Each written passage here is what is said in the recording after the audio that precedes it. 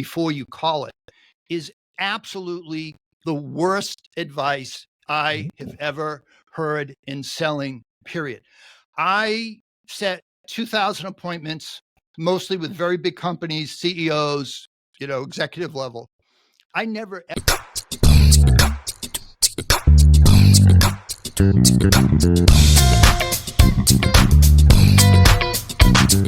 Welcome to the Sales Problem Podcast, where we talk everything sales, success, and personal growth. Thanks for joining us. Let's get growing. Welcome back to the Sales Problem Podcast, and welcome to Season 3, Episode number 7. Here's what we're going to give you today. On this episode, we help you set more sales appointments. So if your calendar is not full of sales appointments, I'm talking qualified sales meetings where you can close deals and get paid, then stay tuned for our expert guest, Scott Channell.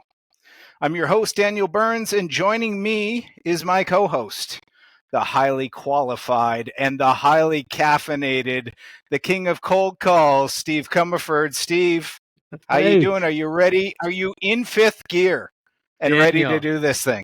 I am pumped about this interview because I've been complaining to you about meetings for a long time since we started this podcast. So it's like, we need an episode on this because it is the most underrated part of the sales process that gets taken for granted.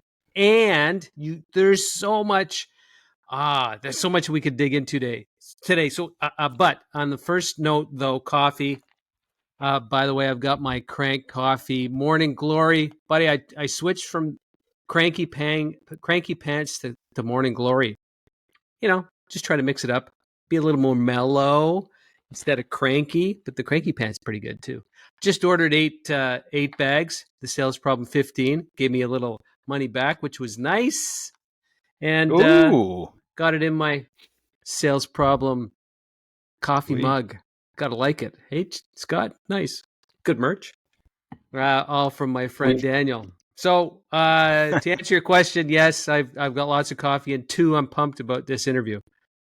Nice. We've got all the swag here at the Sales Problem Podcast, and I am drinking Fifth Gear, which is the espresso version. It's a dark blend, always tasty. And Steve, I'm switched into Fifth Gear because it's a momentous day for the Sales Problem Podcast. We're all about growth here on the podcast. So I need to give a big shout out to the people that are listening right now and give them a few bits of good news. The first, Steve, I can't believe it, but we are listened to now in 32 countries.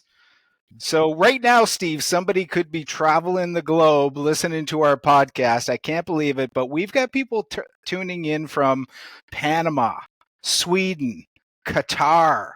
Getting bigger every month is Australia, and the U.S. is growing as well. So I can't believe. But is that your cousin that's traveling the world that just tunes in every once in a while from different countries? Got to give him. Give him some love. It could possibly be, Steve, but the podcast is growing. So if you're listening, thank you for tuning in. Have to give a shout out to Crank Coffee, who's our podcast partner. We're solving the sales problem here, but we're also 2 guys that love a great cup of coffee. So click that link in the show notes, put in the Sales Problem 15, and solve that problem of not having a great coffee in your kitchen. Last but not least is the biggest news. Steve, another podcast partner is on board, and I am so excited about this. We are partnered with another great brand, and this, Steve, is the perfect complement to Crank Coffee. So one morning I'm having a cup of Crank Coffee, Steve, and I'm eating my favorite protein cookie, mamat.ca. And it hits me. I think, what a great product. Why are we not partnered with mamat.ca? So, sales guy, I pick up the phone, I call mamat.ca, she answers, bada bing, bada boom. We've got a new podcast partner, the most delicious snack. So click the show link and go to Mama T's website. Again, put in the sales problem 15. You're going to get 15% off. Steve, I ordered a dozen of these already. They are gone. They're that good. And we had Melissa Pike on the show. She talked about snacks for traveling salespeople. Oh, yeah, that's right. This is the perfect one. Yeah. We've got, I'll show it here. There's, I think, 20 grams of protein in this cookie. So you get delicious and nutritious all in one. So excited about that. I thought that was me. Are you? I thought that was all in one, delicious and nutritious. That's great. That's exciting, Dan. Yeah. Are you ready to go into this podcast, Steve? Let's you want to get started? Going. Come on, let's go. Let's okay. go. Well, I'm excited for today because we've got Scott Channell on the show, and let me tell you why we brought him on. I listened to Scott on another podcast, and he was awesome. But the thing that he was talking about really struck me because it was so simple, but like Steve said in the intro, it's so important. And I love these things about sales that make a huge difference, but sometimes they kind of hide in plain sight. They get overlooked. And what I'm talking about is booking appointments, high quality sales meetings, and how to load up your schedule with high quality, high payoff sales meetings with ideal clients, getting the right person in front of you so you can convert them and close deals. Isn't that, Steve, what every salesperson wants? Magic. Of course they do. Yes, so, of course. Scott Channell has smiled and dialed his way to setting over, get this, 2,000 C-level meetings across many industries before writing his first book on the topic in 2004. And Scott has written, get this, 5 books on sales and marketing topics, including Sell the Meeting and Powerful Sales Scripts.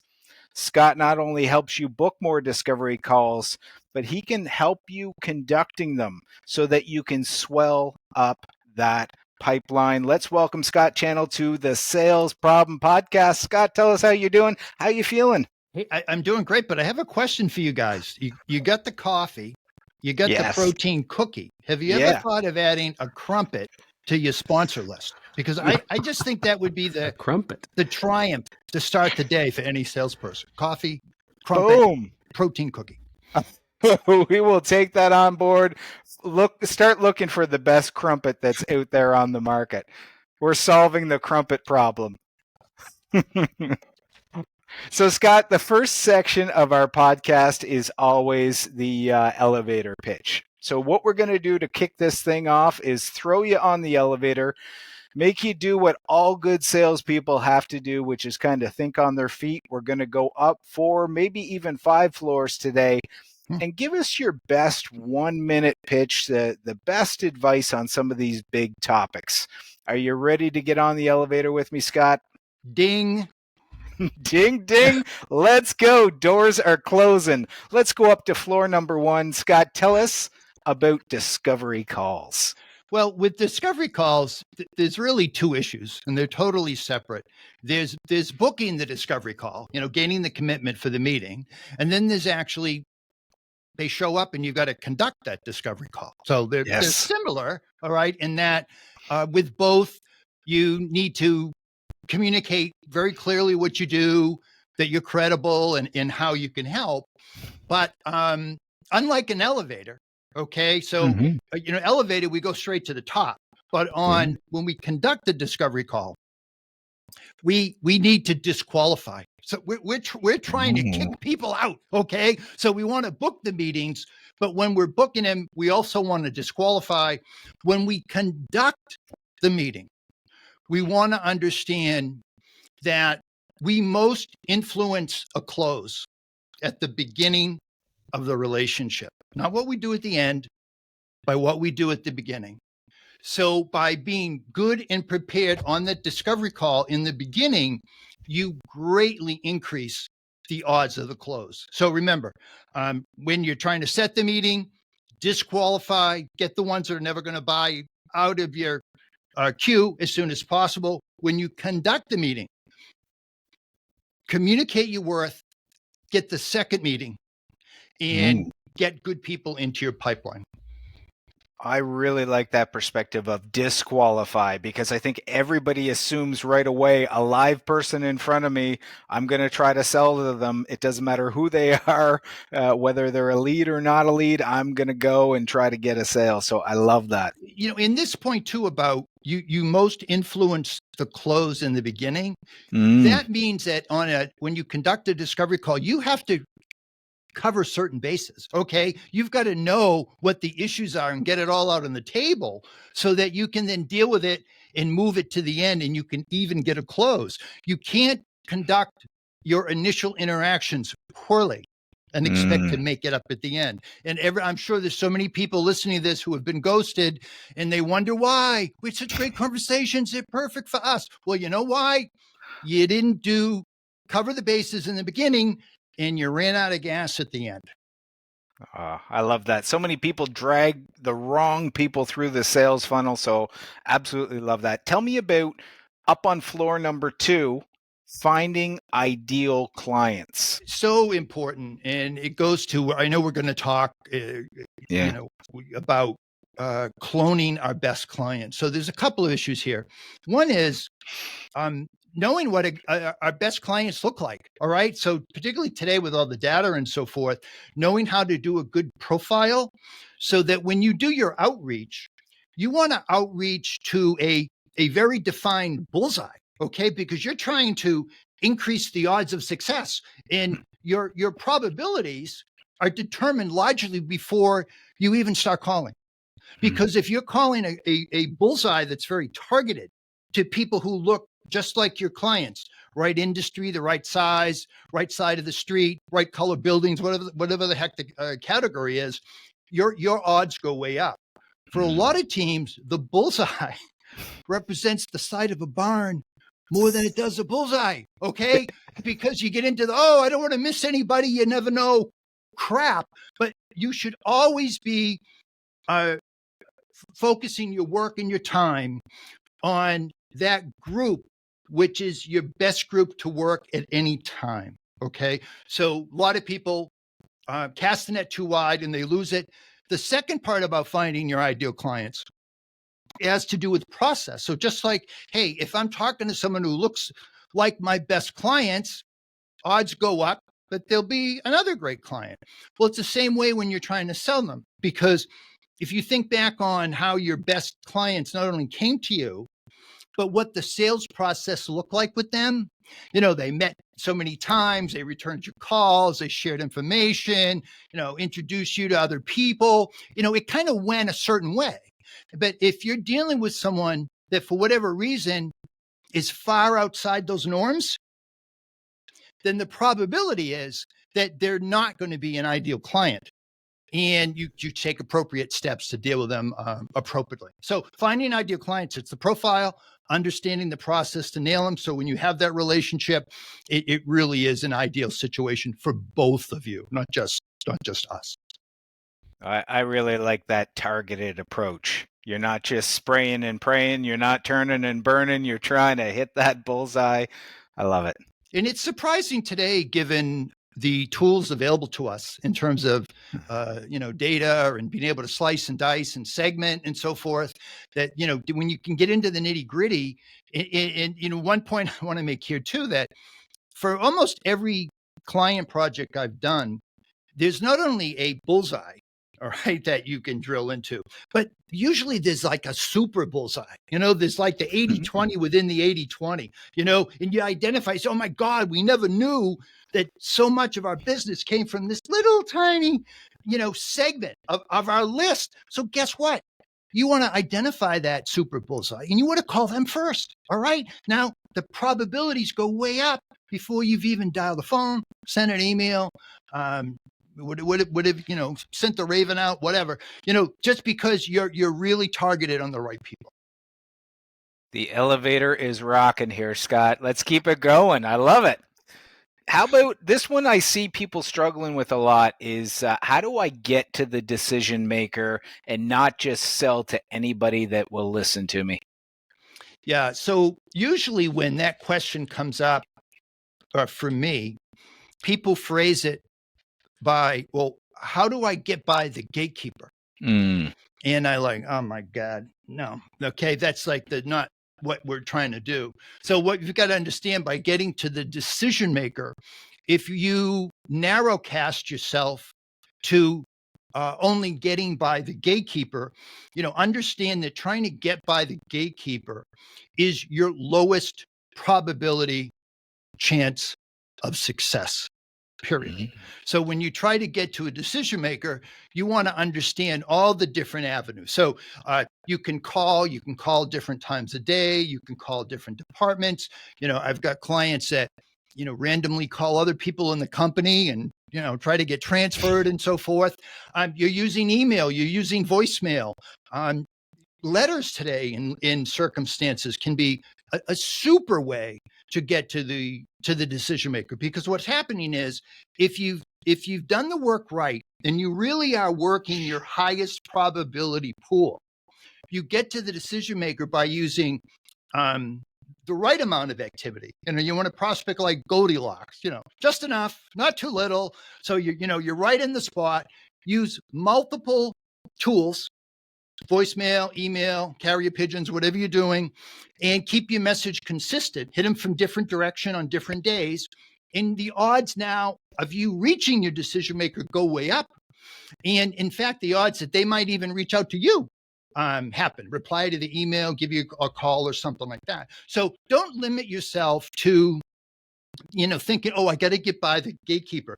Exhaust your higher probability options before you drop down to your lowest probability option. And you have to know the difference.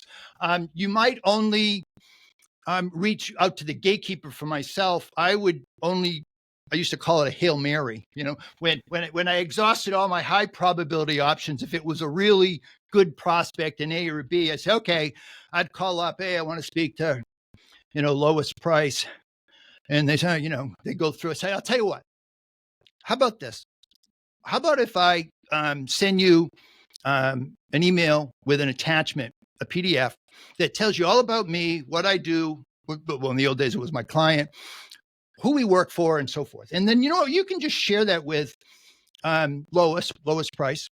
And I'll call you back in 2 days. Give me a thumbs up or thumbs down. All right. Because understand that there's no message you can leave that can sell your meeting. All right. So if you're going to do a Hail Mary, at least prepare something. So on the off chance that maybe, it's showed to your decision maker or forwarded, at a glance, they could kind of absorb what you do, all the great results, the outcomes, the credibility, the great client names, and say, hey, maybe this person is worth it. So big message, work a total process to get to the decision maker. And then don't use your low probability behaviors until you exhaust your higher probability. Got it. Let's keep going. Floor number 4. How about rejection? So many salespeople face rejection every day, and it can be tough for some of them. What's your strategies on dealing with that? Well, the best salespeople and the most successful salespeople embrace rejection. They embrace no, and particularly early in the process. It's always interesting to me where, getting interact with a lot of high performers, where the high performers have no problem very early in saying, nope, not this one, not for me, or yeah, could be good, but not now.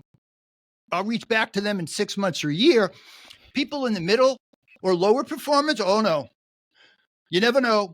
Got to keep going. They just don't have the confidence because I think they just don't understand the process and where the probabilities are in terms of what they do. So they stretch themselves too thin, and therefore they're not really able to go deeper with those people who, if they spent more time with, if they were more prepared with, that they could do more with, would actually buy, because you were able to prioritize them. So the highest performers embrace no, and lower performers seem to do everything to run away from no and to avoid no. But the problem with that is you let a lot of unqualified people come in. You're afraid to ask the tough questions, which aren't even tough. They're just good questions, so that you can get to the real issues that people have, so you can help them. So therefore, embrace no, seek no, and you will be better as a result of it. I love that. For our listeners, that's a great takeaway right there. Embrace no. Well, And if I can make, I'm so sorry. So Yeah. the other way I think about it is, when you reach out, you have three groups of people. You have what I call the layups. The people who are like, "Well, you've been on my life, let me jump in the boat." All right. Then on the other end of the spectrum, you've got people who are going to say no, no matter what, period.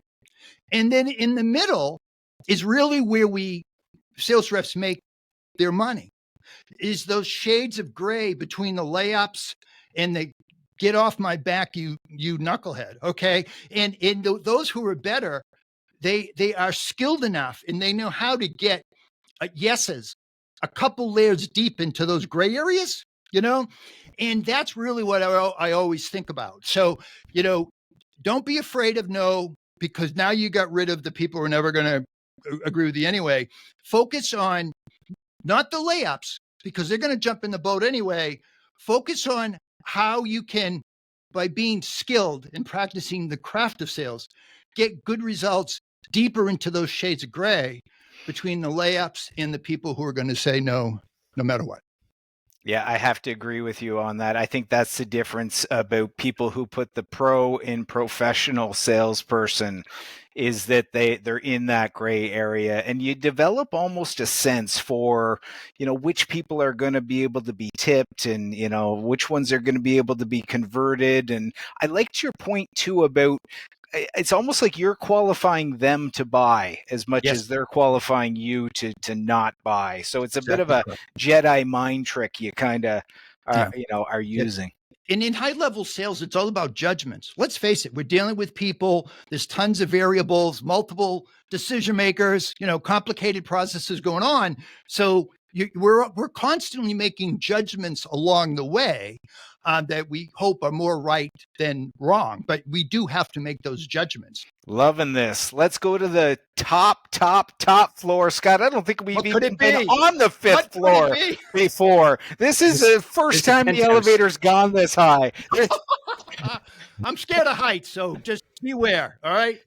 Tell me about research and why is that important for salespeople to do some research? Well, I'm going to most people would think this is contrarian advice, but I believe it to be rock solid.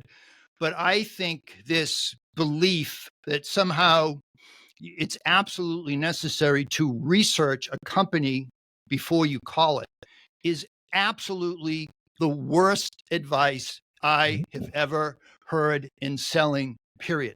I set 2,000 appointments, mostly with very big companies, CEOs, executive level. I never, ever researched an individual company before I called. And here's the reason why. We talked early on, was it floor 1, floor 2, about profiling? Okay. Yeah. So you research the heck out of that so that you're hitting the bullseye and the super bullseye. And you certainly research the common needs, wants, problems, concerns, issues of the people in the group. Okay. And then you craft, your process and your messaging to work that group. But in terms of doing additional research for individual companies before you call them, that never made sense to me. And the reason is, first of all, that let's assume you're calling a high probability group and you've done your preparation. You know the issues, the concerns, the results, challenges, all that kind of stuff. Okay, so now you craft the messaging that appeals to the group, that tells them clearly what you do. You're credible. Hey, maybe this person can help me in some way. When you say, and if you work that group with a process, you work a group in a certain standard way over a period of time. At some point, you're going to say, okay, if with this group, if I work this process, this level of activity, out will come X result. If you now say, I'm going to research companies before I call them, now you're going to spend at least half of your time researching, which means that research now has to double your results in order for you to even break even. And it never freaking happens. Okay. And there's another part of this too. Because when people, research, well, I'll say to people, oh, okay, you research, great. So, can you give me some examples of what you found in this research, and tell me how you've worked it into your pattern. And I usually get Fred Flintstone imitations. Yubba, yubba, yubba, yubba. You never know. It's always different. And one of the problems is that, what you're going to find in a general internet search isn't that exciting or deep, or is the real issue that they're trying to solve. And certainly with all the technology tools today, where you can get all sorts of data feeds for all kind of stuff. Well, if you know it, 50 other people know it, and they also called that weak.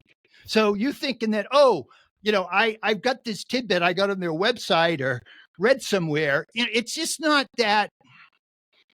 It's not helping you. You'd rather, instead of focusing on that tidbit, say, well, why not make sure that I'm really clearly communicating what it is I do, what the company does, what the outcomes were, and why I'm credible and the company is credible. Because if I'm speaking to someone that has a problem my company can solve, that's what they want to hear. That's what's going to motivate them to the next step. Not that, oh, hey, I read on the internet you're opening up a new location. Oh, okay. Oh, hey, I got a feed and you were one of the 1,000 people I was notified today that just got a promotion. Congratulations. Are you kidding me? That's what's going to make the difference with high-level people and high-level sales. It never made any sense to me. Research after you book the meeting and you're preparing for the discovery call, but don't research individuals during your calling process. Steve, this is why every sales professional needs to listen to this podcast, because we have all different angles, all different perspectives. Never, ever have I heard that angle, but I really appreciate it. I really love it. I agree with you, Dan. I thought he was going to get in. So you have to do this. You have to wake up at 5. You have to do your research on the internet. You have to look about. You have to understand all that good stuff. So interesting. I like it. But Scott, so you did 4 floors. You hit the penthouse. That was never done before. But our target audience, the people that we try to talk to every day is the salesperson on the road, or the person on the phone, the entrepreneur, a business person, coaches, that sort of idea. What is the number one thing that you could relay? You hit a lot of things in terms of, disqualifying, communicating your worth, good profiling, the bullseye. I love the part about the craft of sales. Give me the golden nugget here. Well, when it comes to appointment setting, selling a meeting, setting discovery calls, whatever label you want to put on it, if you're engaged in that activity, then you're typically selling something people do not buy very often, period. All right. They might change vendors once every 3 years, or once every 4 years. That's more the norm with the kind of companies that I work with. And the odds of you in your prospecting process just happening to hit them at exactly the right time, for them to jump in your boat, the odds are against that. Typically, even in good lists, only 15 to 18% of that list might be called an active buyer, meaning they recognize a need that you can help them with. And if they heard the right things, they would take the next step. So what it means is that even if you're doing everything right, the odds of you hitting someone at the right time is pretty minimal. Okay. So the biggest nugget for appointment setting that I would pass on, which was critical, if people do this, I'm telling you right now, you're going to increase your results 25% with one stupid, so simple question. It's almost ridiculous. All right. And I call it the magic question. And it's a stupid label. I've never come up with another name for it, but this is how it goes. So let's assume you're calling a high probability list. Boom, boom, boom. You call them, you get lowest price, big decision maker on the phone. Great pitch. You deliver it perfectly. Nope, get lost. Then you have a response to that objection. You do it again. What you do, benefits, credibility, all that stuff. Nope, all set. Boom. Then you say something like this. This was my style. I wouldn't expect it to be anyone else's style. I said, oh, hey, not an issue. Don't want to be on anybody's back. But, obviously we do an awful lot of this. Could you suggest a time that I should be back in touch? And then you do the hardest thing in the world for a salesperson to do. Any guess as to what that is? Close your mouth. Close your mouth. Shut up. Because having clearly communicated what you do and your credibility through your set the appointment pitch and your response to objection, if they have a need in the future, you want to give them another opportunity to tell you about that need. So when you do that, I call it the magic question, because it turns a dead end into a qualified opportunity.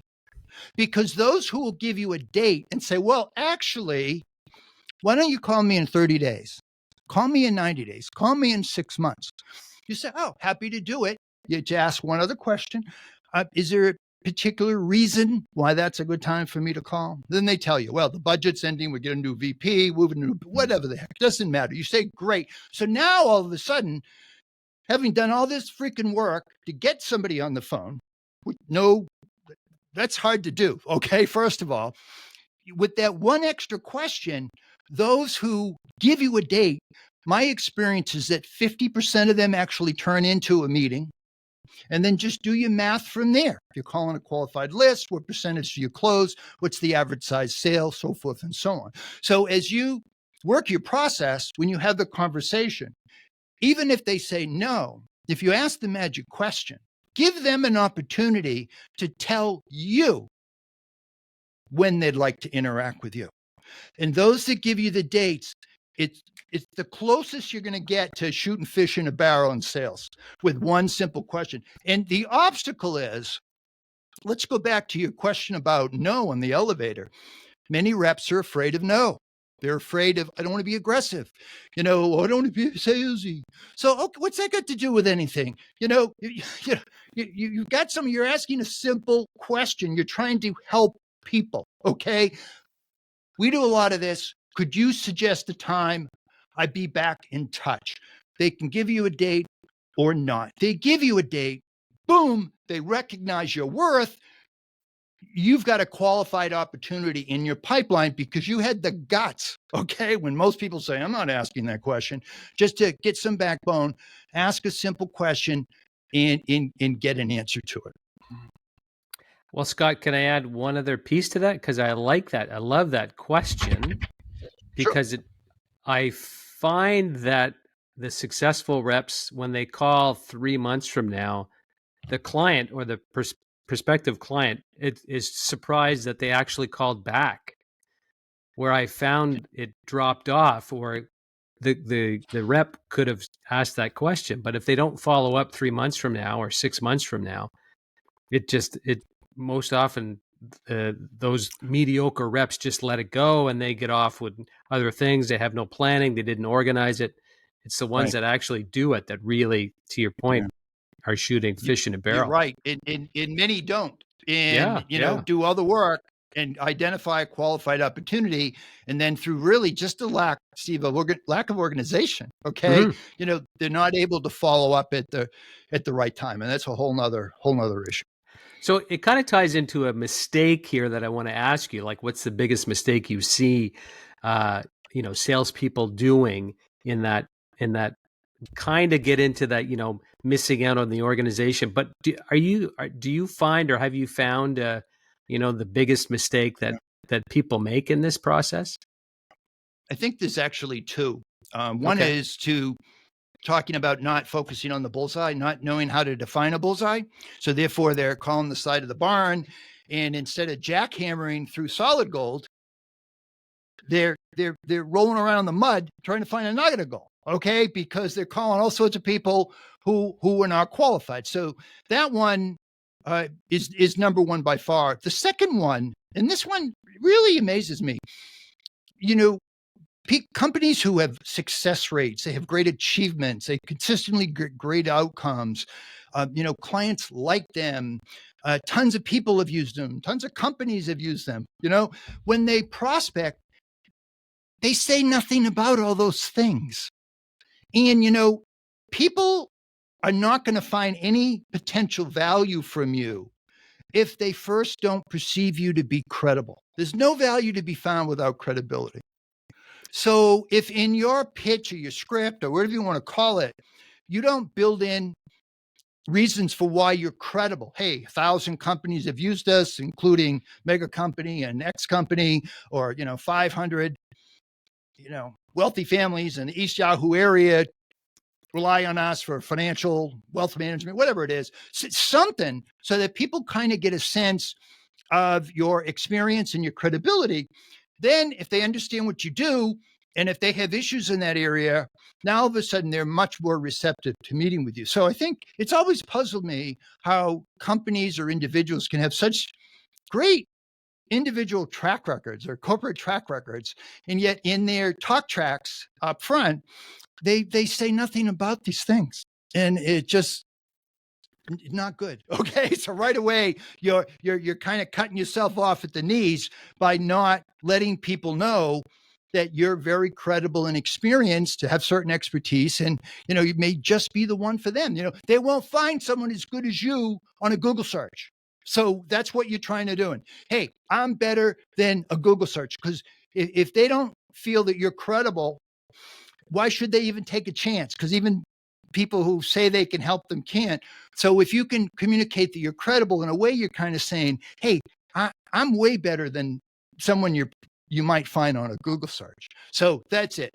Calling the wrong people, not including that credibility component, I think are the two biggest boo-boos that just cripple people before they even get to interacting with them.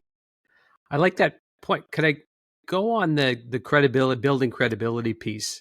Where does it slip into bragging too much?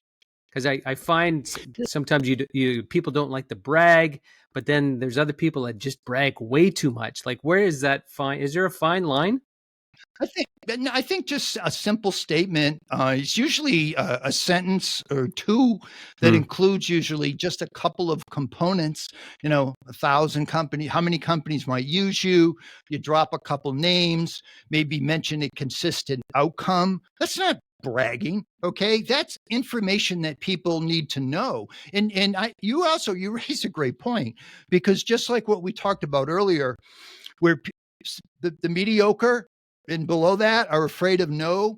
Well, this is also an insecurity of people. They feel like, oh, I'm being too bold, or I'm bragging, or something like that. That's your problem. That's not the buyer's problem, because buyers want to understand what you do and that you're worth their time. So you've got to give them the information, so that you've got to enable them and give them the information so that they can reasonably conclude, hey, they've got a track record. They have all these outcomes that I want. I'm going to talk to them. If you don't do that, you just chop yourself off at the knees in terms of your probabilities of success. Scott, I really like this. I really like this whole conversation, because we are living in an Amazon world where people buy things and everything really looks the same.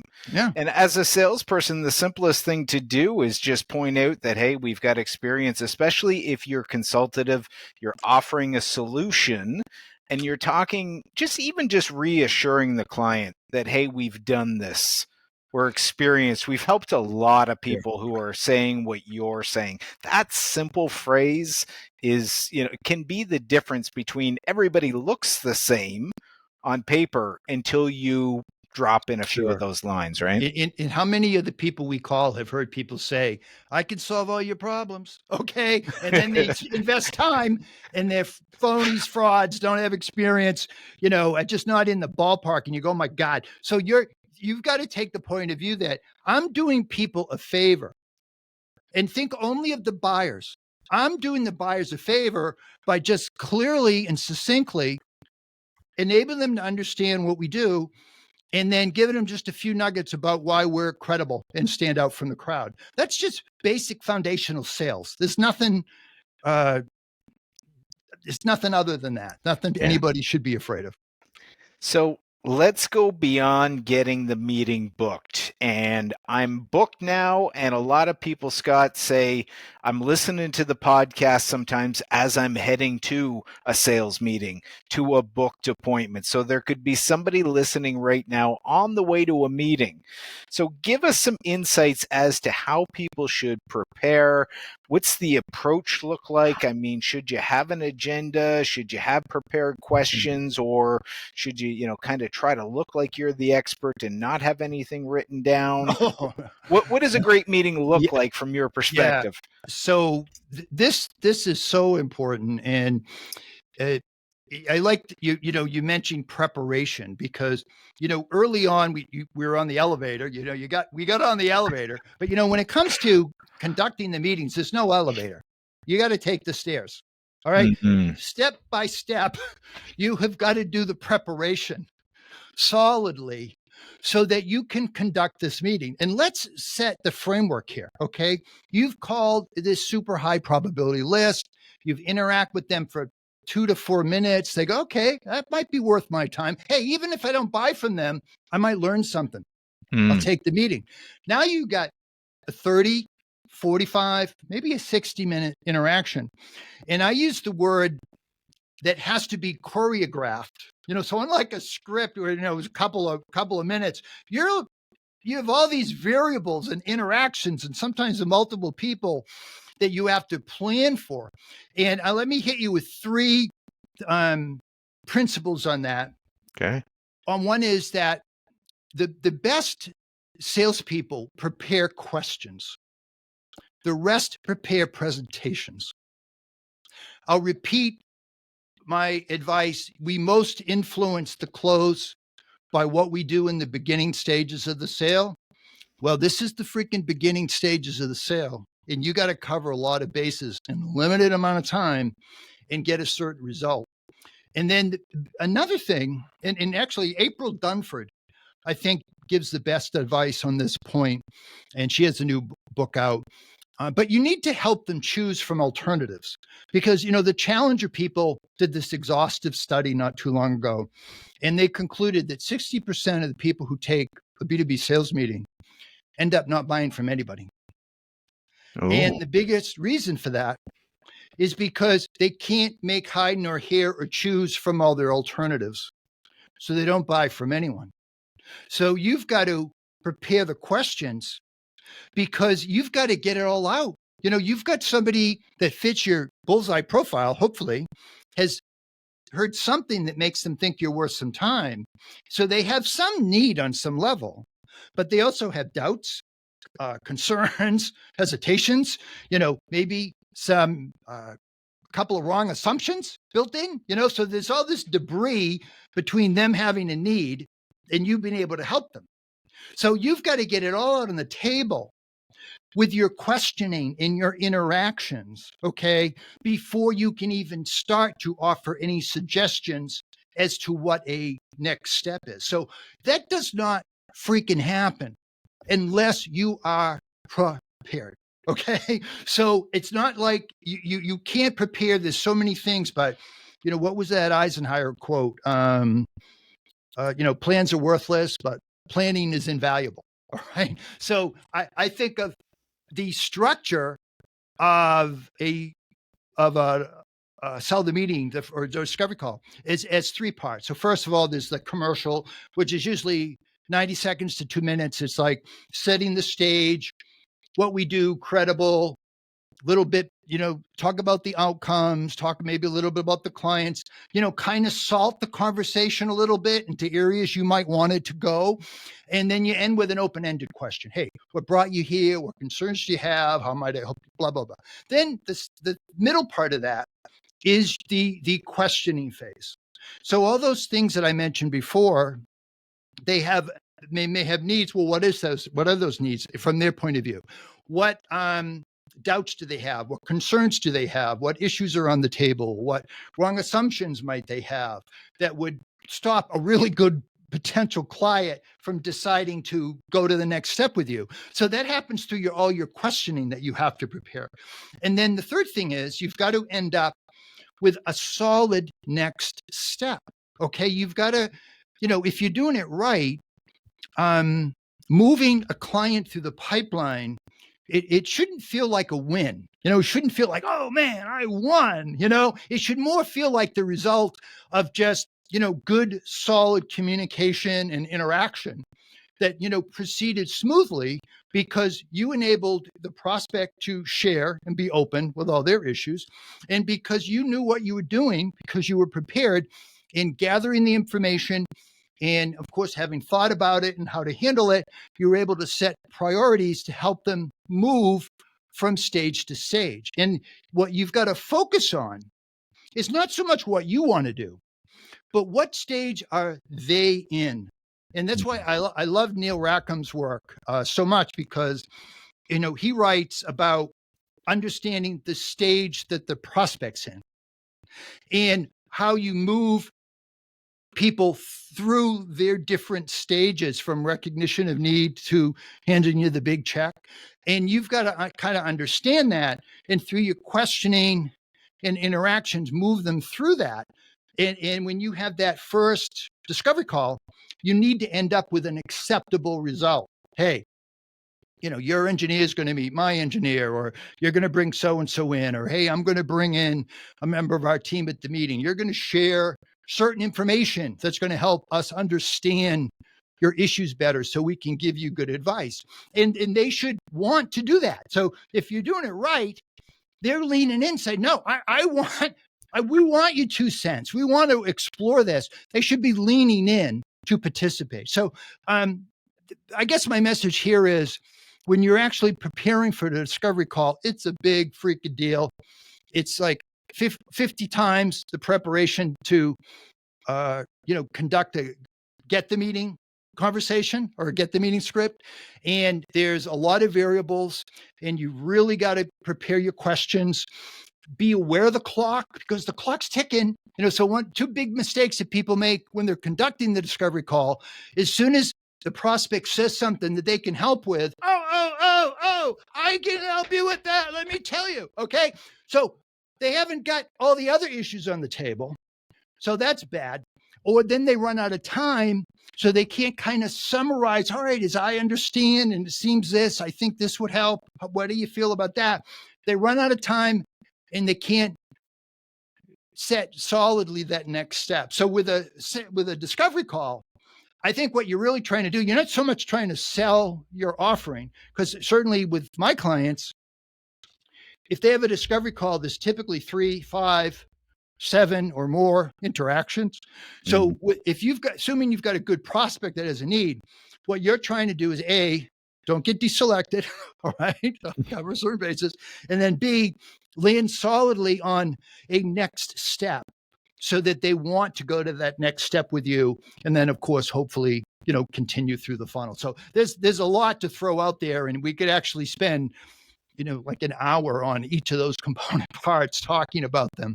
But preparation, cover those bases, do it well, because this is where you most influence the close. If you can't get them to share concerns and doubts and hesitations with you, if you can't fully inform them of the consequences, the problems they have, they may not fully know the consequences of what they think is a tiny issue. They don't know how it might explode.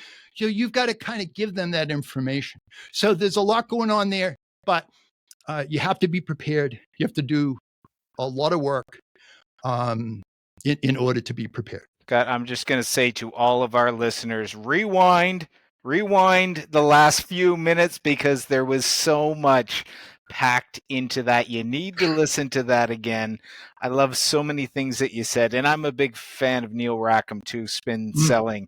And what I love about the model is it's questions, and that's my big takeaway, is that the best salespeople prepare questions. And as a manager, whenever I come out of appointments and just say to people, whose voice did you hear the most during that appointment? And they go, it was mine. You didn't ask enough questions in that meeting. So absolutely love it. So there's been so many advances in technology, Scott, and we've got multiple ways to reach out to people, to make contact, to get meetings set up. What do you think in today's selling environment is the best way to get meetings set up? Is it sending people emails? Is it phone, social media? And does it depend on the industry itself? What's the best way to make contact? I think actually I never think of it in terms of, because that is talking about tactics. Okay. And those tactics are going to change at any given time. But the strategy of what works shouldn't change. So in terms of technology, I love technology, and I think we should obviously take advantage of it in multiple ways. But there's a part of technology today that I do not like, or I'm very concerned about in selling. It's the prevalence of automations, because what I see a lot of in high level selling is that, frankly, I think a lot of salespeople have stopped thinking, because the automation is telling them what the next step is and where to go and what to do. And I've seen this over and over again, or even in beginning projects, people start talking about their automations and, we can do it. Whoa. Okay. You can't automate something that isn't freaking working. Okay. The first thing you got to do is prepare, practice, and work out a system and scripting and kind of get a sense of what happens, so that at some point you say, okay, we have a handle on this. Now, can we make it faster? Can we make it more efficient? You know what I mean? That comes after you discover what works. And it really bothers me. And maybe it sounds like I'm being a little bit of a jerk, but I really do think of it this way, that with the automations, people have stopped thinking, because it's just, they're being served up things, and it's more like chasing randomness, I feel, instead of a deliberate working of a high probability group in a systematic manner with, great messaging that resonates with prospects. It's just, let's do whatever the automation tells us, and the manager reads the reports. Yep, there was enough activity today. I guess that's good selling. And I think that's really an issue, because, we mentioned that word craft about making judgments. Okay. And particularly in high level sales, or not even high level sales, you make judgments in terms of when to move on faster, when to linger, when to make more calls, when to go deeper, when to try again. And with these automations and these faux productivity measurements that are just totally untethered to reality, that concerns me, that reps have stopped thinking. They don't have they're not developing the craft in order to make the sales due to technology. So use technology, but it works for you. You don't work for it. And maybe I, sound like complaining or something like that, but I see a lot of it. It's really concerning. Scott, that lands actually. I think about the automated emails you get and how scripted they are, of just dumping them into the inbox. It's one every week for 6 weeks, and then a Tuesday it's 3 emails in a row, and if you don't respond by that time, you're off the list. And but there's no connection to any of them, and there's certainly no adjusting for anything there. So yeah, Scott, I'm with you on the technology part. So I'm gonna play the bad cop. I'm the guy. Okay. I'm the guy that, listen, this is all good. You got me. You can give the research to someone else on the team. I'm not doing the research. That's too much work. I've got my database of clients. I don't mind. I'll do my routine. I don't mind, just showing up. I'll cold call, no problem. I'll work my territory, work my list. It's like, appointments, meetings, I don't need that stuff. So what do you do with me? I guess it depends on what you're selling. If you're, certainly if you're selling something where people have to interact with you multiple times before they're going to buy something, I don't know how you sell without conducting meetings. And certainly no matter what you're selling, on some level, you're selling expertise, and people have to trust you that you're going to follow through and understand their issues and so forth. So I just don't understand really how you could do it any other way. And it also raises an interesting question, because I find that, with reps, like I'll hear this phrase a lot. I don't want to be salesy. Well, you know what? That's their problem, because the only thing, and it's so funny. I really do feel when a rep says, I don't, that's not for me. I don't want to be salesy. Well, to me, what that means is, well, that's something I'm uncomfortable with, and I don't want to do it, whether it would work or not, because I'm uncomfortable. So I think the issue is always, depending upon what you're selling, what resonates with buyers, what is the process that helps the buyer and puts the probabilities in your favor. And whether you like it or not, whether you're comfortable with it or anything else, it doesn't freaking matter. Okay? You've got to work that system in that process. I'll raise another issue. You guys asked a great question earlier on. What are the biggest mistakes people make?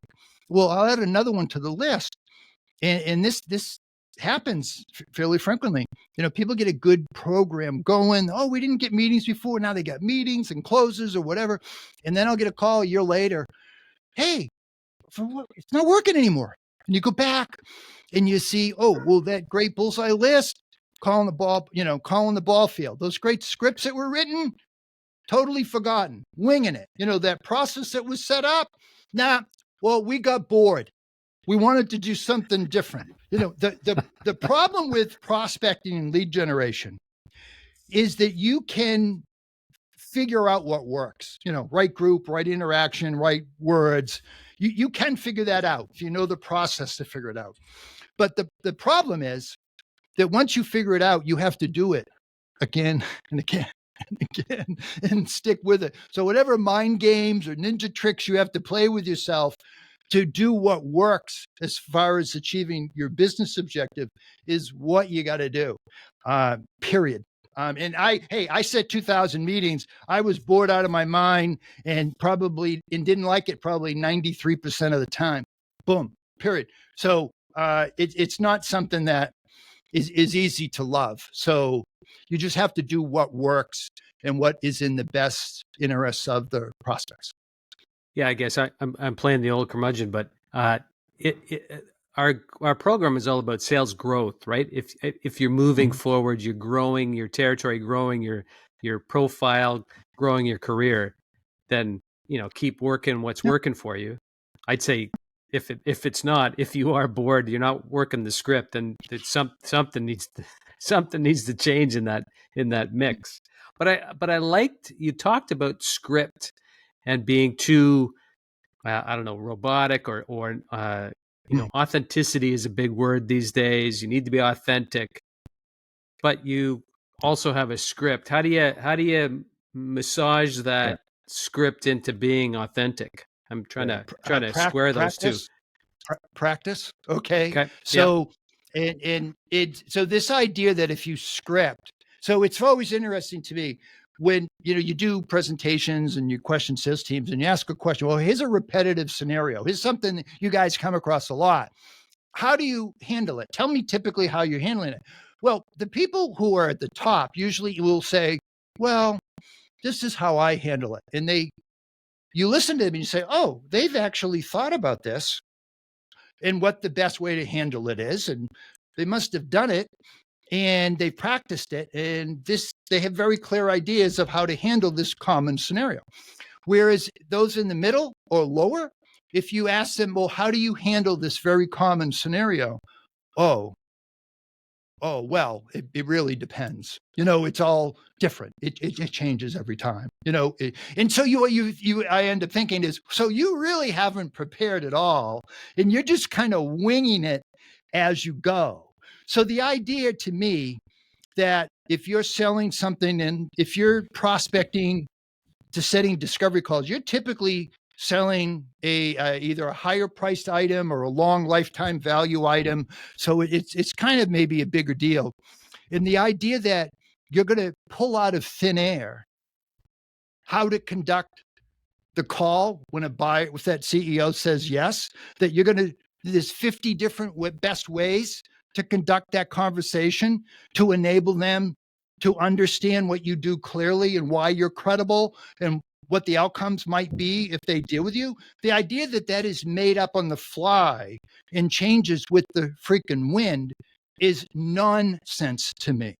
And again, I really think that it's rooted in a salesperson's own personal insecurities about feeling scripted. Well, but if you prepared and you practiced, okay, it wouldn't sound as if it was a script. And then second of all, even if you're a little scripty, if you're talking to a buyer that has a problem you can solve and they understand that you might help them and that you really sound like you know what you're doing and worthwhile, I don't think they go, boy, they sound top notch. They can really help me. I didn't know who they were, but man, that third line sounded a little too scripty with me. Screw them. I'm not going to deal with them. I don't think it works that way. Okay. I think that if you're, really communicating what you do clearly, even if it was a little scripty or sounds a little awkward, the value comes through. But you really want to get it to the point where you can, communicate your message clearly, deliver the best words to achieve your business objective. And with practice, it should sound like it was a normal, natural thing coming out of your mouth. That's the goal. But understand that doesn't happen on day one. You got to practice, and you got to find out what works and then stick to it. What I'll just add one piece here. The shocking thing that I see is that most organizations, and you've seen this, Scott, there are so many resources around that salesperson or business professional. They have colleagues. They have a team of 5 or 6 people that they work alongside of. They have a specialist that's tied to their team. They have a industry specialist that kind of interacts. They've got a manager. The manager has a manager. But that person fails to connect with a colleague or a manager to say, listen, Dan, I have a meeting tomorrow. I want to run through my first 5 minutes. What do you think about these questions? Why more people aren't not taking the extra, I don't know, Dan, 5 minutes, 10 minutes to just say, I just want to run through a little bit of here's what I've got positioned for the meeting. I'm thinking it's going to probably be 25 minutes. So I'm thinking 5 minutes here, 10 minutes there, 5 minutes there, and a little space at the end. I don't know. Maybe I'm just ranting. I don't know what right. No, I don't know what the magic pill is there, Scott, but people need to leverage that. You are right. And let's flip that on the other side. Let's take the manager that knows his middling performing rep has a meeting coming up, who should be approaching them saying, hey, you got a meeting with mega company on Tuesday. Let's run through how you're going to approach it. Okay. And I'll tell you, one of the biggest consistent threads of successful programs is proactive sales coaching in management. Sales managers who get ahead of things, coach their people proactively to improve their skills. All right. Those are the ones that win. The ones who are just reading the spreadsheets after the fact, thumping the desk, more and more activity, that's not helping. So good sales managers would approach the reps, run me through your issues, what you're thinking about, proactively try to help them and guide them so they can get better results. Two-way street. You're absolutely right. Yeah, Scott, what you brought up for me, Steve, you'll remember we had a Neal DeLaury on the podcast. Yes. And he talked about the best presenters are the ones who practice.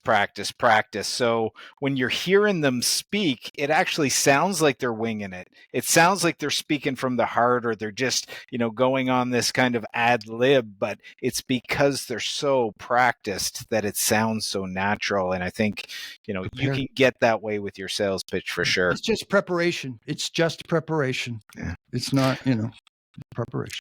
So, Scott, I want to ask you a couple questions about your books, because people listening here will probably want to go out, grab a copy of your book. We've got Sell the Meeting, Powerful Sales Scripts, Finding Ideal Clients, Setting Sales Appointments. This is a two-parter. It's a tough one. Which, if they could only buy one, would you say for them to go get?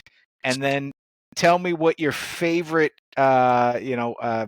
tactic piece of advice from the books would be of everything you've written? Sure, yeah. So I would start with sell the meeting because it's the broader picture. I know most people say, "What's the script? Just give me the scripts," but really, you got to understand the big picture before you get to the script. So yes, I do cover scripts in that, but once you go through that one, then you can do a deeper dive. And this is a very recent book, I think it was last year, that is just on script. So I sort of took over, 20 years of doing this, the best script that kind of worked and, protected the innocent, protected the guilty or whatever, and included these scripts in there so that people could learn from them. So these would be the two books, but I would definitely start with Sell the Meeting because that talks about the bigger picture process of how all the pieces of the puzzle come together. And then as to the other question about what was it, the two biggest things? What's your favorite kind of, when you were in that writing process, what was the idea where you went, this one is golden, this is going to be great?